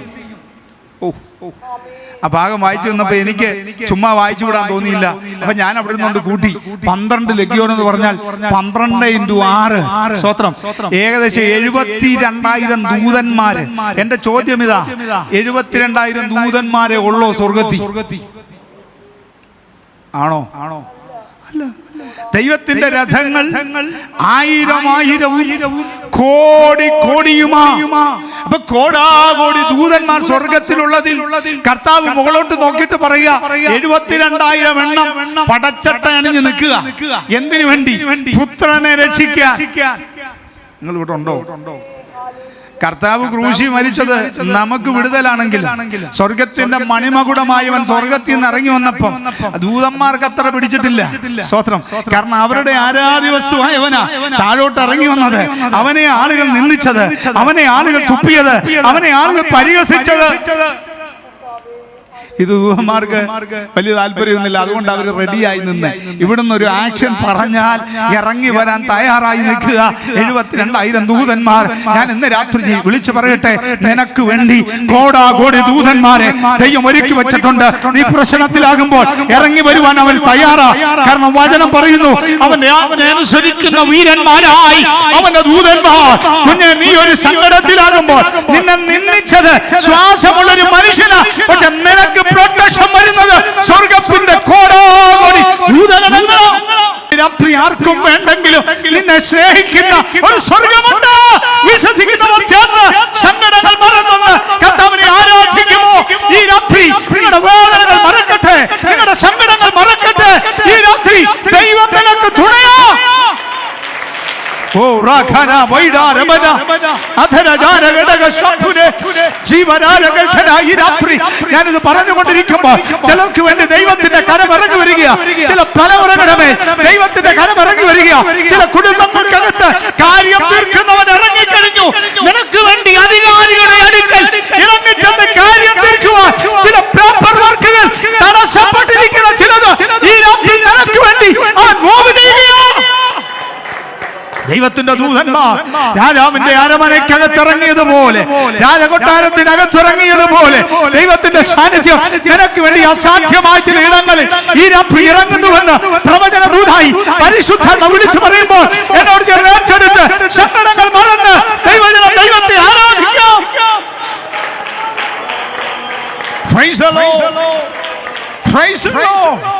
നമ്മുടെ വിളിക്കകത്ത് 3 കാര്യങ്ങൾ. 1, ദൈവം തന്നെ മഹത്വത്താൽ വിളിച്ചു. 2, വീര്യത്താൽ വിളിച്ചു. 3, തന്റെ പരിജ്ഞാനത്താൽ വിളിച്ചു. ഇനി വായിച്ചാട്ടെ. തന്റെ മഹത്വത്താലും വീര്യത്താലും നമ്മെ വിളിച്ചവന്റെ പരിജ്ഞാനത്താൽ അവന്റെ ദിവ്യശക്തി ജീവനും ഭക്തിക്കും വേണ്ടിയതൊക്കെയും നമുക്ക് ദാനം ചെയ്തിരിക്കുന്നുവല്ലോ. ജീവനും ഭക്തിക്കും വേണ്ടത് എന്ത് ചെയ്തിട്ടുണ്ട്? ദാനം ചെയ്തിരിക്കുന്നു. അടുത്ത വാക്യം. അവയാൽ അവൻ നമുക്ക് വിലയേറിയതും അതിമഹത്വമായ വാഗ്ദത്തങ്ങളും നൽകിയിരിക്കുന്നു. ഒന്ന് ശ്രദ്ധിച്ചേ. ആദ്യം പറഞ്ഞത് പ്രാരംഭപടിയാ. എന്തോന്നാ? ജീവനും ഭക്തിക്കും വേണ്ടതും. സ്തോത്രം പറഞ്ഞു. ജീവനും ഭക്തിക്കും വേണ്ടതൊക്കെ കർത്താവ് തന്നിട്ടുണ്ടെന്ന് ചുമ്മാ പറഞ്ഞു വിടാൻ പറ്റുന്ന വാക്യമല്ല. ഈ ഒന്നാമത്തെ അങ്ങ് വിട്ടേരെ, ജീവന്. സ്തോത്രം. പക്ഷെ രണ്ടാമത്തെ ഒരു പ്രധാന ഘടകമുണ്ട്. ദൈവം നിനക്ക് ദാനം ചെയ്തൊരു വലിയ കൃപ, നിന്റെ ഭക്തിക്ക് വേണ്ടത്. ഒരു സ്തോത്രം പറഞ്ഞാട്ടെ. ബാക്കി എല്ലാം പോയാലും പോകരുതാത്തൊരു കാര്യമായി എന്ത്? ഭക്തി. സ്തോത്രം പറഞ്ഞാട്ടെ. ആടുമാടുകൾ പോയി, വസ്തുവകകളെല്ലാം പോയി, മക്കളെല്ലാം നഷ്ടപ്പെട്ടു. പക്ഷേ ഇയ്യോബിന് സങ്കടമില്ല. ഒരു കാര്യം പോയിട്ടില്ല. ഒരു സ്തോത്രം പറഞ്ഞാട്ടെ. ഒരു കാര്യം പോയിട്ടില്ല. അതവന്റെ ഭാര്യയ്ക്ക് മനസ്സിലായി. ഇനി അവന്റെ കയ്യിൽ ഒരു സാധനമേ ഉള്ളൂ. പിശാചിന് മനസ്സിലായി, ആര് പറഞ്ഞാൽ ഇവൻ കളയത്തില്ല, പക്ഷെ പെണ്ണുമ്പിള്ള പറഞ്ഞാൽ കളയേണ്ടി വരും. അതുകൊണ്ട് ആ ഭാര്യ അടുത്ത് എന്ന് പറഞ്ഞത്, നീ ഈ ഭക്തി പിടിച്ചോണ്ടിരിക്കേണ്ട കാര്യമില്ല. സ്തോത്രം പറഞ്ഞാട്ടെ. നിങ്ങളെല്ലാം പോയോ? അപ്പൊ ജീവനും ഭക്തിക്കും ആധാരമായത് അവൻ നമുക്ക് ദാനം നൽകി. എന്തിനാ തന്നത് എന്ന ഇനി അടുത്ത ചിന്ത. അവയാൽ അവൻ നമുക്ക് വിലയേറിയതും. റൂട്ട് കേട്ടോണം. നമ്മളെല്ലാവരും വാഗ്ദത്തത്തിന് വേണ്ടി കാത്തിരിക്കുക. നമുക്ക് ഈ വാഗ്ദത്തം കിട്ടിയത് എന്തിനാലാ? സ്തോത്രം. നമ്മെ വിളിച്ചവന്റെ പരിജ്ഞാനത്താല. ഒരു സ്തോത്രം പറഞ്ഞാട്ടെ. നമ്മുടെ ജീവനും ഭക്തിക്കും ആധാരമായത് ദൈവം എന്ത് ചെയ്തു? നൽകി. അവയാൽ അവൻ നമുക്ക് വിലയേറിയതും അതിമഹത്വമായതായ വാഗ്ദത്തങ്ങളും നൽകിയിരിക്കുന്നു. ഒരു സ്തോത്രം പറഞ്ഞാട്ടെ. അപ്പൊ ഇന്ന് രാത്രിയിൽ നമ്മളെ ദൈവം പണിതെടുത്ത രീതി ഒന്ന് ചിന്തിച്ചു നോക്കണം. സ്തോത്രം. ദൈവം തമ്പുരാൻ നമ്മളെ വിളിച്ചു, നമുക്ക് വേണ്ടി വില കൊടുത്തു വിളിച്ചു. ആ വിളിച്ച വിളിയിൽ എന്തൊക്കെ ഉണ്ടായിരുന്നു? ജീവനും ഭക്തിക്കും ആധാരമായത്. സ്തോത്രം. അവിടം കൊണ്ട് ഒതുങ്ങാനല്ല, അതിനകത്ത് മറ്റൊരു ഉദ്ദേശമുണ്ട്. നമ്മളെ കുറിച്ചൊരു വലിയ വാഗ്ദത്തമുണ്ട്. ഇന്ന് രാത്രി എല്ലാവരും ചേർന്ന് പറഞ്ഞേ, എന്നെ കുറിച്ചൊരു വലിയ വാഗ്ദത്തമുണ്ട്. അതൊരു സാധാരണ വാഗ്ദത്തമല്ല.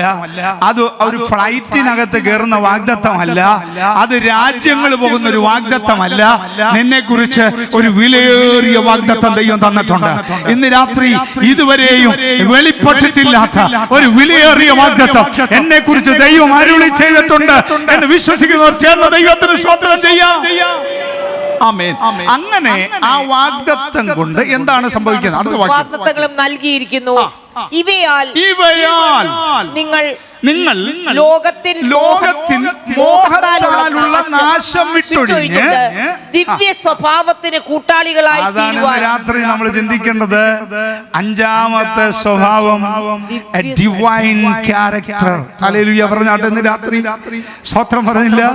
ഈ ചില സ്വഭാവങ്ങൾ നമുക്ക് ദോഷമായി തീർന്നെങ്കിൽ നിന്നെ വിളിച്ചത് എന്തിനെന്നറിയാമോ? നിനക്കൊരു ദിവ്യ സ്വഭാവം ലഭിക്കാനാ.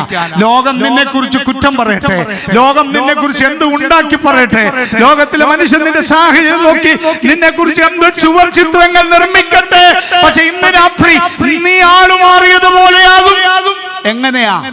നേരത്തെ പറഞ്ഞ പോലെ വിളി എന്തെന്ന് തിരിച്ചറിഞ്ഞ് വാഗ്ദത്തങ്ങളെ മുറുകെ പിടിക്കുമ്പോൾ എന്ത് ചെയ്യും? ലോകത്താലുള്ള നാശം വിട്ടൊഴിയും. സ്വത്രം പറഞ്ഞാട്ടെ. നമ്മൾ രക്ഷിക്കപ്പെട്ട് കഴിഞ്ഞാൽ നമ്മുടെ ശരീരത്തിന്റെ പ്രകൃതി ഒന്നും മാറത്തില്ല. സ്വത്രം പറഞ്ഞാട്ടെ. ചിലർക്ക് ഇങ്ങനെ ഒന്ന് പറയുന്നുണ്ട്, പാസ്റ്റേ അവരെന്താ ഈ പാപം ചെയ്തേ? അതൊരു വലിയ കാര്യമല്ലെന്നേ. പാപം ചെയ്യാനുള്ള സകല സാഹചര്യങ്ങളും നമ്മുടെ ശരീരത്തിൽ ഉണ്ട്. പൗലോസ് പറയുന്നുണ്ട്, നന്മ ചെയ്യാനുള്ള താല്പര്യം എനിക്ക് ഇച്ഛിക്കാത്ത തിന്മ എന്റെ അടുത്തുണ്ടെന്നല്ല പറഞ്ഞത്, എന്റെ മേൽ വസിക്കുന്നു. ഒരു നല്ല സ്വത്രം പറഞ്ഞാട്ടെ. ഇന്ന് രാത്രി ഞാൻ വിളിച്ചു പറയാം, പാപം ചെയ്യാനുള്ള സാധ്യത മുന്നിൽ വരുമ്പോൾ നീ നിന്റെ വാഗ്ദത്തത്തെ ഓർക്കണം. നിന്നെ കുറിച്ചുള്ള ദൈവത്തിന്റെ അരുളപ്പാടുകൾ ഓർക്കണം. നാം ദൈവവചനം പഠിക്കുമ്പോൾ ഭക്തന്മാർ പാപത്തെ വിട്ടോടിയത് മറ്റൊന്നും കൊണ്ടല്ല, അവരെ കുറിച്ചുള്ള ദൈവത്തിന്റെ വാഗ്ദത്തങ്ങളെ അവർ വിശ്വസിച്ചു. ഈ രാത്രി ദൈവസഭയോട് ഞാൻ വിളിച്ചു പറയാം, നീ ഒരു പരാജയമാകത്തില്ല. കാരണം നിന്റെ മേലൊരു വലിയ വാഗ്ദത്തം, നീ തകർന്നു പോകത്തില്ല. നിന്റെ മേലൊരു വാഗ്ദത്തമുണ്ട്. എന്നാൽ ഈ രാത്രി ഈ തിരിച്ചറിവുണ്ടാകണം, എന്റെ മേലുള്ള വാഗ്ദത്തത്തിനു വേണ്ടി ഞാൻ ഈ ലോക സുഖ സൗകര്യങ്ങളാകുന്ന പ്രതാപങ്ങളുടെ പുറകിന് പോകത്തില്ല. സ്വത്രം പറഞ്ഞാട്ടെ. നമ്മളെ കുറിച്ച് ലോകം എന്തും പറഞ്ഞോട്ടെ, അത് അങ്ങനെയല്ലെന്ന് തെളിയിക്കാനുള്ള സാധ്യത നമ്മുടെ അകത്തുണ്ട്. ഒരു സ്വത്രം പറഞ്ഞാട്ടെ. നിങ്ങൾ എല്ലാവരും ഇവിടെ ഉണ്ടോ? ഹലോ. ഒത്തിരി വാക്യങ്ങൾ ഇന്ന് രാത്രി എനിക്ക് പറയണമെന്നുണ്ട്, ഞാൻ അങ്ങോട്ട് പോകുന്നില്ല. സ്വത്രം. ആമേൻ. ജാതികൾ നമ്മെ ദുഷ്പ്രവർത്തിക്കാരെന്ന് വിധിക്കുമ്പോൾ നീ അതിന് മറുപടി കൊടുക്കാൻ പോകരുത്. നിന്റെ മേൽ സാധ്യതയുണ്ട്. ഈ ലോകത്തോട് ചർച്ച പറഞ്ഞുകൊണ്ട് ദൈവത്തോട് ചേർന്നിരിക്കുന്ന ഭക്തനെ നിന്നെ കുറിച്ചുള്ള ചുവരെഴുത്തു മാറും. ഇന്ന് രാത്രി ആരെങ്കിലും നിങ്ങളെ കുറിച്ചുള്ള ചുവരെഴുത്ത് മാറ്റാൻ കോടതി കയറരുത്. ആർക്കെതിരെ മാനനഷ്ട കേസ് കൊടുക്കരുത്. നിനക്കെതിരെ പറഞ്ഞ നാവിനെ കൊണ്ട് തിരിച്ചു പറയിക്കാൻ എന്റെ ദൈവത്തിന് കഴിയും. നിനക്കെതിരെ പറഞ്ഞ വ്യാജ വർത്തമാനം എനിക്കറിയത്തില്ല, പരിശുദ്ധാത്മാവ് എന്നെ അവിടെ തന്നെ പിടിച്ചു നിർത്തി സംസാരിക്കുന്നു. ചില ഉള്ളങ്ങളുടെ വേദന കഴിഞ്ഞ പകലത്തെ വിഷയത്തെ കണക്ട് ചെയ്ത് ദൈവാത്മാവ് ഇന്ന് രാത്രി പറയുന്നു, ദാവീദിനെ പരസ്യമായി അപമാനിച്ചതുപോലെ, നിന്ദിച്ചതുപോലെ മറ്റുള്ളവർ കേട്ടാൽ വിശ്വസിക്കുന്ന നുണകൾ പറഞ്ഞു വിശ്വസിപ്പിച്ചതുപോലെ ജീവിതത്തിൽ തകർച്ച നേരുന്ന ആരൊക്കെ ഇതിനകത്തുണ്ട് എന്നെ കേൾക്കുന്നവരുണ്ട്. ഈ രാത്രി ഞാൻ ആത്മാവിൽ ഈ ദൂത് വിളിച്ചു പറയുക, നിന്റെ സ്ഥിതിയെ മാറ്റാൻ കഴിവുള്ള ഒരു ദൈവമുണ്ട്. ഈ രാത്രി അവനെ മുറുകെ പിടിക്കുക. ഏലിയാവ് നമുക്ക് സമസ്വഭാവമുള്ള മനുഷ്യൻ.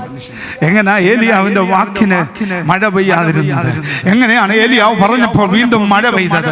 എങ്ങനെയാണ് ഏലിയാവിന്റെ നാവ് ഒരു തീയായി മാറിയത്? ഉത്തരം, നമുക്ക് സമസ്വഭാവമുള്ള മനുഷ്യനാകുന്ന ഏലിയാവ് തന്നെ ദൈവഹിതത്തിന് ഏൽപ്പിച്ചു കൊടുത്തു. തന്നെ ദൈവഹിതത്തിന് ഏൽപ്പിച്ചു കൊടുത്തു. നമ്മൾ പലപ്പോഴും പറയും, കർത്താവേ എനിക്ക് ബലഹീനതയുണ്ട്, അതുകൊണ്ട് എനിക്ക് അങ്ങനെയൊന്നും ആകാൻ പറ്റത്തില്ല. എന്നിൽ ചില പ്രയാസങ്ങളുണ്ട്, എന്നിൽ ചില പാപങ്ങളുണ്ട്, എന്നിൽ ചില പരാജയങ്ങളുണ്ട്. ഇന്ന് രാത്രി ഇത് നീതിമാന്മാരുടെ കേന്ദ്രമല്ല.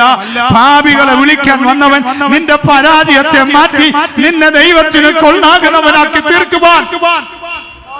ഒരു ഹല്ലേലൂയ പറഞ്ഞാട്ടെ.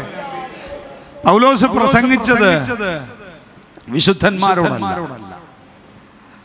പൗലോസിനെ ശുശ്രൂഷ ഏൽപ്പിച്ചപ്പോൾ ദൈവം അവനോട് പറഞ്ഞു, നിന്റെ മേലുള്ള ശുശ്രൂഷ ഏതോ മനുഷ്യനെയും എന്ത് ചെയ്യണം?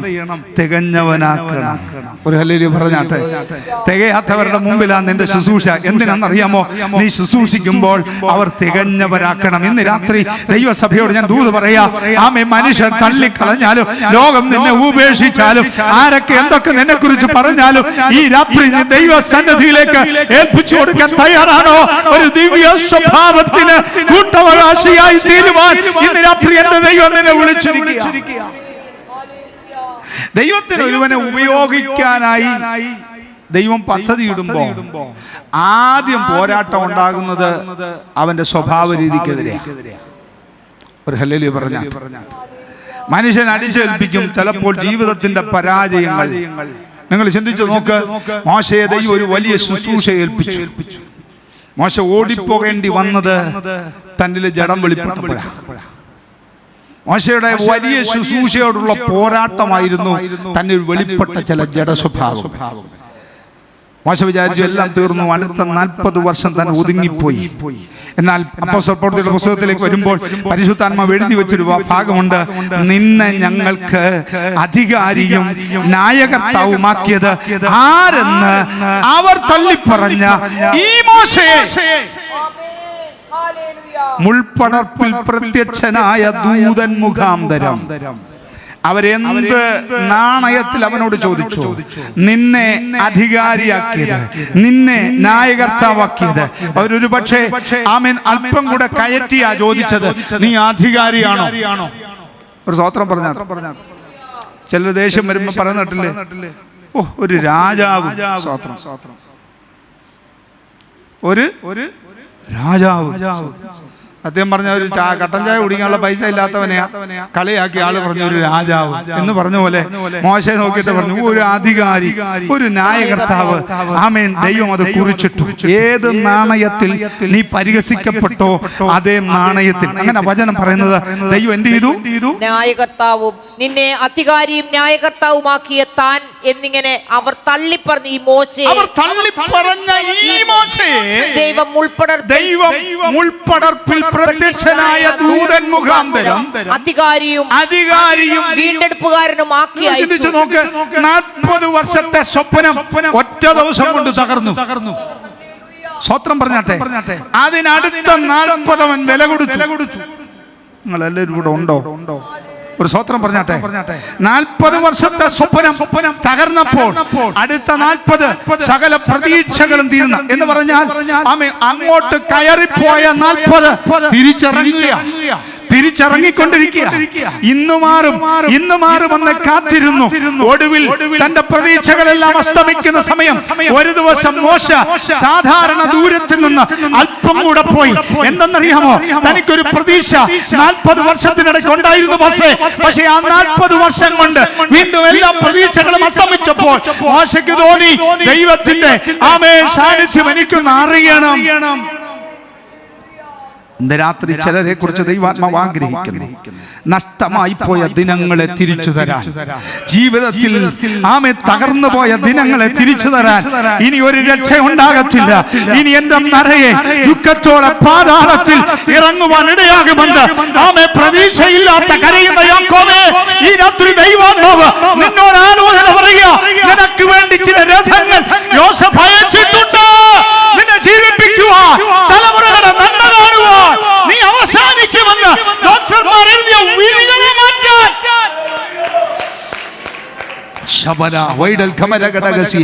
ഈ രാത്രി എല്ലാവരും പ്രാർത്ഥിച്ചു തുടങ്ങിയാട്ടെ.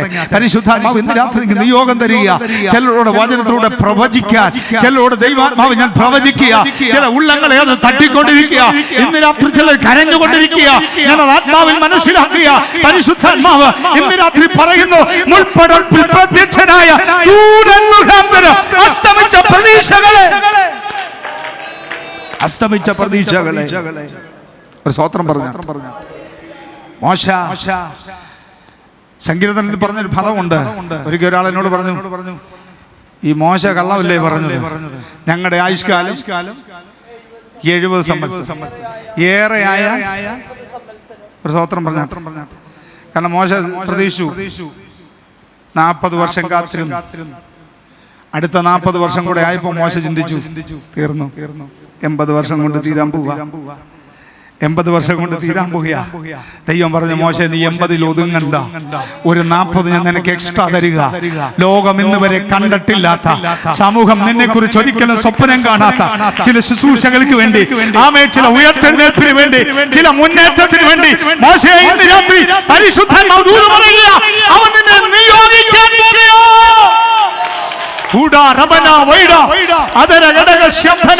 ഒരു 40 തകർച്ച, അടുത്ത 40 തീരുമെന്ന് മോശ വിധി എഴുതി ഇന്നവൻ ദൈവത്തിന്റെ പർവ്വതമാകുന്ന ഹോരേബോളം ചെന്നു.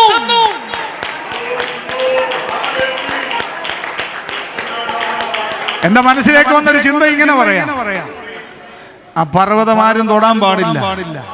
ആ പർവ്വതത്തിൽ ചെന്നാൽ മരിച്ചു പോകും. സ്വോത്രം. മോശ വിചാരിച്ചു 80 ഇനിയിപ്പോ അവിടെ ചെന്നങ്ങ് സ്വോത്രം പറഞ്ഞാ ചെന്ന് തീരാന്ന് പറഞ്ഞാ പോയത്. പക്ഷെ ഇന്ന് രാത്രി പറയാം, ചെന്ന് തീരാമെന്ന് വിധി എഴുതിയപ്പോ ദൈവം തുടങ്ങാൻ പോകുന്നേ. ചൂരച്ചെടി തണയിരിക്കുന്ന ഏലിയാവ് പറഞ്ഞു, മതി, ഫുൾ സ്റ്റോപ്പ്, ഇറ്റ്സ് ഇനഫ്. നമ്മളൊരു വാചകം എഴുതിയിട്ട് അവസാനം ഒരു കുത്തിടുമ്പോൾ അതിന്റെ പേര് ഇറ്റ്സ് ഫിനിഷ് എന്ന. പക്ഷെ അതിന്റെ അപ്പുറത്തൊരു കുത്തോടെ വന്നാൽ ടു ബി കണ്ടിന്യൂ. ഹല്ലേലൂയ പറഞ്ഞാട്ടെ. ജീവിതത്തിൽ മാറി പ്രശ്നങ്ങൾ വരുമ്പോൾ നീ ഓർത്തോളണം, നിന്റെ ജീവിതം അവസാനിക്കുകയല്ല, നീ വീണ്ടും തുടരാൻ പോകുക.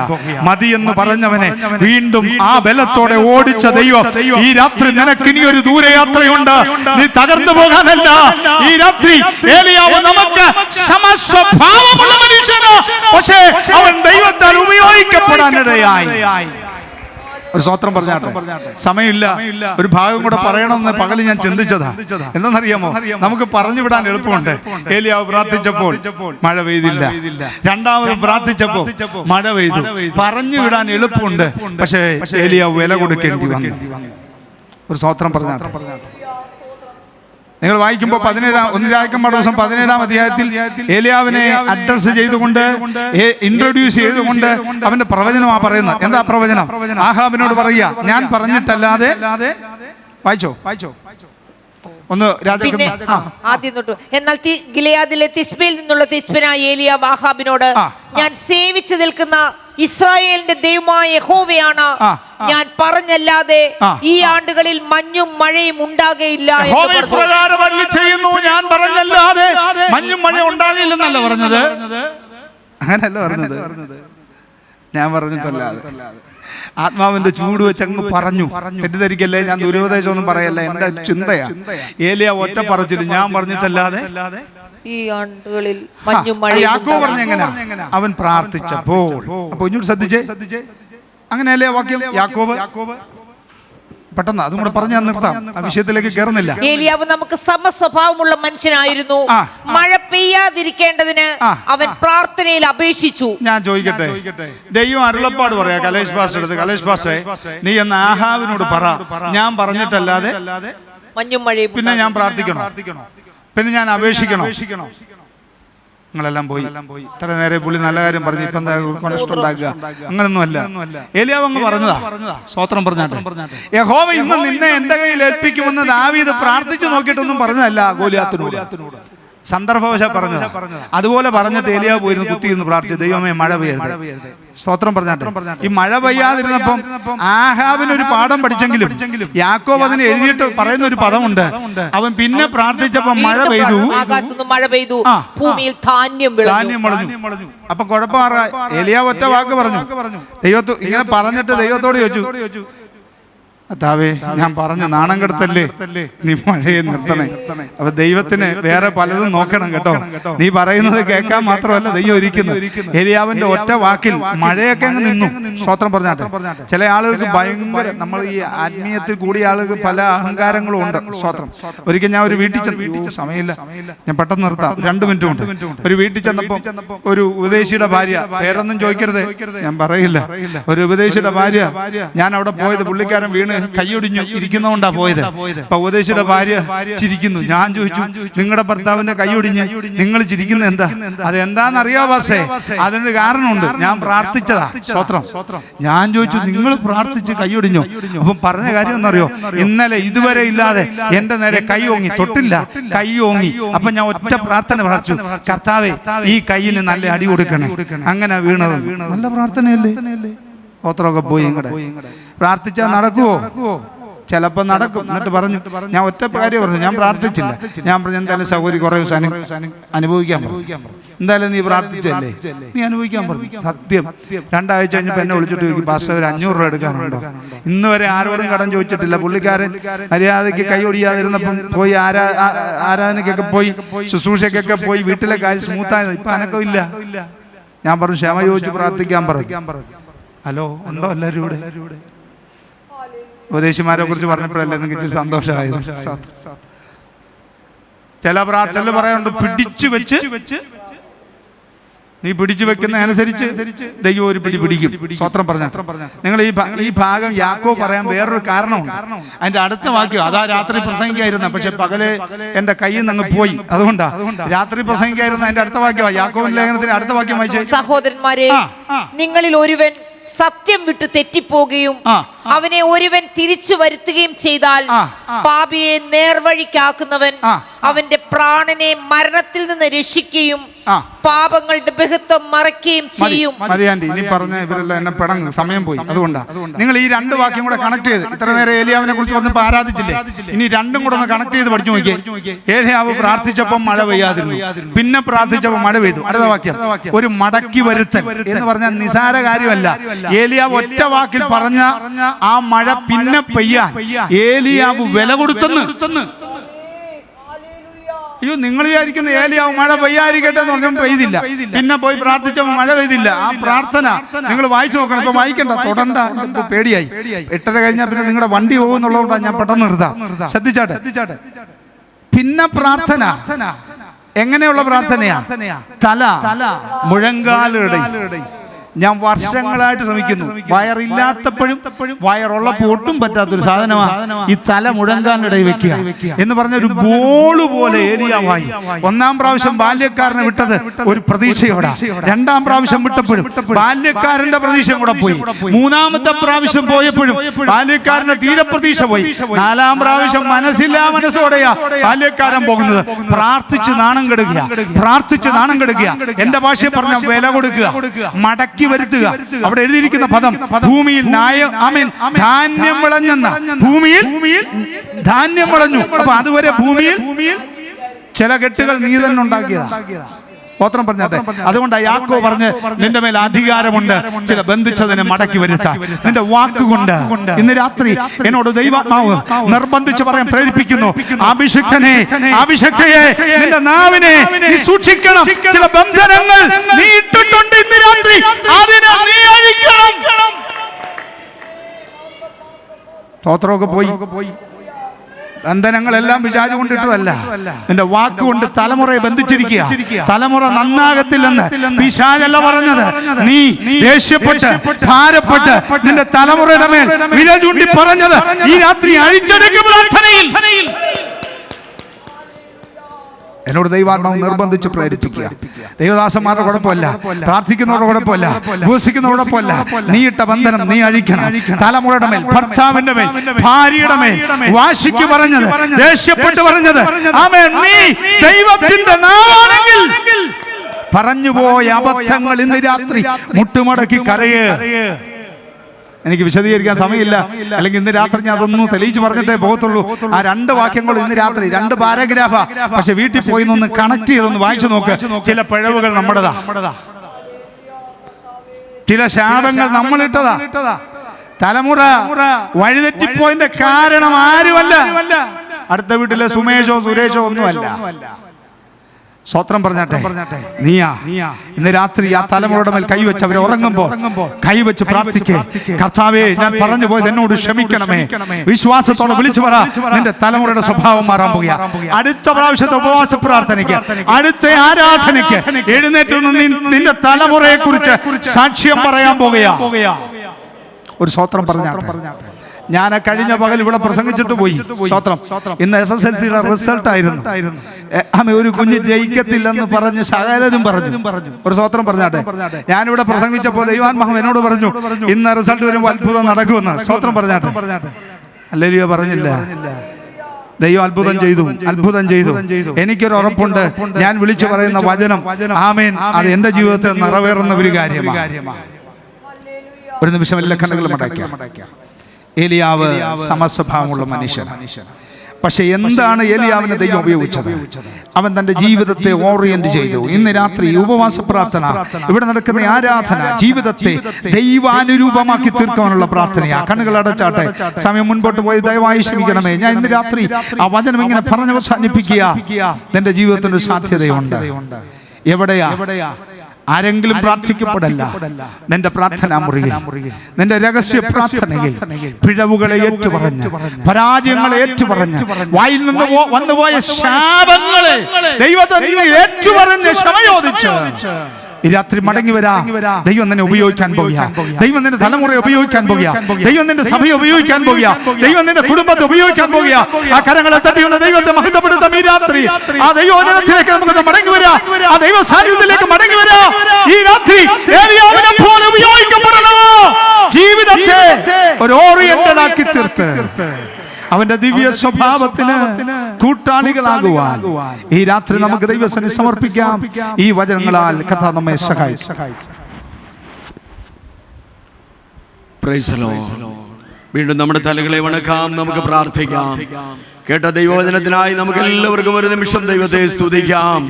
ഹൃദ്യമായി ദൈവത്തിന്റെ ആത്മാവ് നമ്മോട് ഇന്ന് രാത്രിയിലും സംസാരിപ്പാനിടയായല്ലോ. കേട്ട വചനം ആഴത്തിൽ ഏറ്റെടുക്കാം. ഹല്ലേലൂയ. എല്ലാവരും ഒരു നിമിഷം സ്തോത്രം പറഞ്ഞാട്ട്. ഏലിയാവ് നമുക്ക് സമസ്വഭാവമുള്ള മനുഷ്യൻ, പല സ്വഭാവങ്ങൾക്കുടമയായി പലപ്പോഴും നാം തീരുമ്പോൾ ദിവ്യ സ്വഭാവത്തിനുടമയായി തീരുവാൻ നമ്മുടെ വാക്കുകൊണ്ട് പലപ്പോഴും വന്നുപോയതായ അപാകതകള് സ്തോത്രം മുട്ടിന്റെ ഇടയിൽ തലയിട്ട് ഏലിയാവ് പ്രാർത്ഥിച്ച് അതിന് വിടുതൽ വരുത്തിയതുപോലെ ഈ ദിനങ്ങളിൽ ഹല്ലേലൂയ നമ്മളെ തീരുമാനമെടുക്കുന്നുവെങ്കിൽ, പ്രാർത്ഥിക്കുന്നുവെങ്കിൽ, ഒരിക്കൽ വന്നതിന് വിരുദ്ധമായ വലിയ അനുഗ്രഹത്തിന്റെ വഴികൾ നമ്മുടെ ജീവിതത്തിൽ തുറന്നു തരുവാൻ ദൈവം മതിയായവനെന്ന് ഇന്ന് രാത്രികാലം കർത്താവ് നമ്മെ കേൾപ്പിച്ചതിനാൽ എല്ലാവരും ദൈവത്തിന് സ്തോത്രം പറഞ്ഞാട്ട്